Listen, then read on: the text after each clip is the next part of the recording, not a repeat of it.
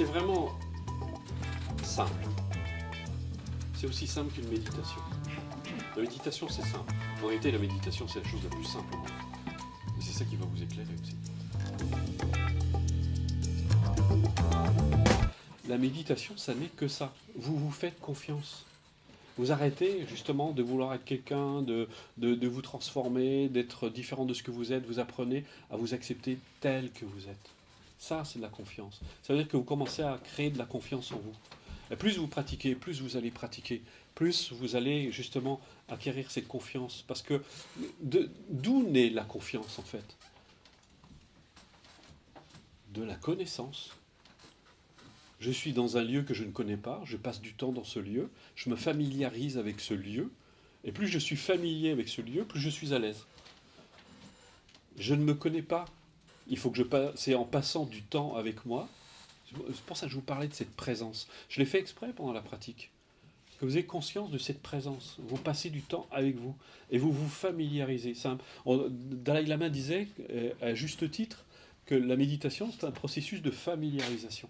Vous vous familiarisez.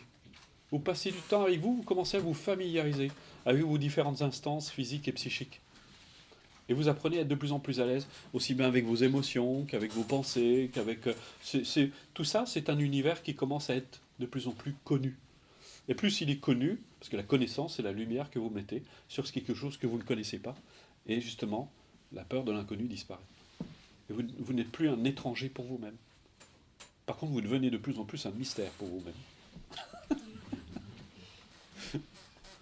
Et vous appréciez ce mystère que vous incarnez. C'est dans les Upanishads, on parle de l'inconnaissable. En fait, ça ne veut pas dire que ça ne peut pas être connu, mais ça ne peut pas être connu de manière intellectuelle. Les philosophes, les psychologues se cassent la tête sur la compréhension de l'individu depuis des siècles. Et c'est sans fin. Vous pouvez élaborer comme ça des philosophies sans fin. Quand vous faites l'expérience de l'être, il n'y a pas de compréhension intellectuelle. Ça va de soi, ça devient clair. Et là, vous connaissez, mais pas de manière intellectuelle. L'intellect, c'est une étape, l'intellect, mais vous devez l'abandonner. C'est un peu comme les explications que vous donne votre prof de natation. Vous dit, bon, ben maintenant, tu y vas. Tu fais l'expérience. Donc la philosophie doit être abandonnée pour faire l'expérience.